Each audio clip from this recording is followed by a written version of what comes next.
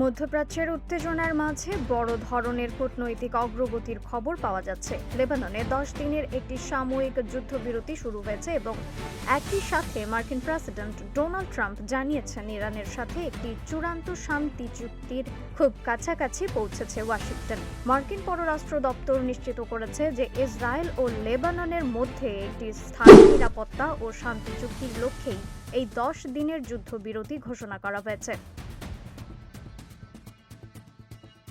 এই খবর ছড়িয়ে পড়ার পর লেবাননের বিভিন্ন প্রান্তে সাধারণ মানুষের মধ্যে উদযাপনের চিত্র দেখা গেছে। তবে হিজবুল্লাহর একজন ঊর্ধ্বতন কর্মকর্তা আল জাজিরাকে জানিয়েছেন তারা এই যুদ্ধবিরতিকে অত্যন্ত সতর্কতার সাথে পর্যবেক্ষণ করছেন এবং যে কোনো পরিস্থিতির জন্য তারা সজাগ রয়েছেন।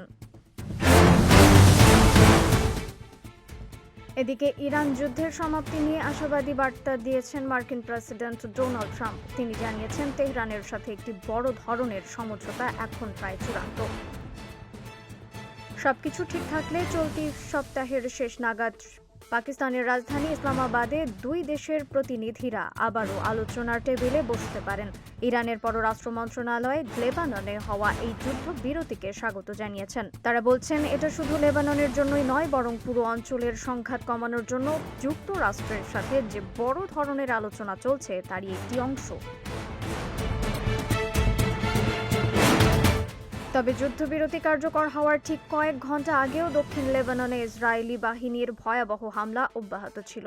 লেবাননের জাতীয় সংবাদ সংস্থার তথ্য মতে সিডন এবং জাহরানি এলাকায় চালানো এই হামলায় অন্তত 11 জন নিহত হয়েছেন। এই রক্তক্ষয়ী সংঘাতের রেশ কাটিয়ে আগামী 10 দিনে ইসলামাবাদে ইরান ও যুক্তরাষ্ট্রের মধ্যে কোনো টেকসই সমাধান আসে কিনা সেদিকেই এখন তাকিয়ে আছে বিশ্ব।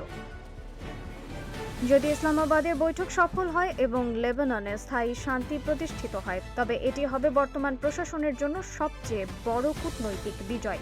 এখন দেখার বিষয় আগামী কয়েক দিনের আলোচনায় তেহরান ও ওয়াশিংটন তাদের সব মত পার্থক্য ঘুচিয়ে কোনো চূড়ান্ত চুক্তিতে পৌঁছাতে পারে কিনা। রিফাত আরা ইসলাম, ভোরের আকাশ।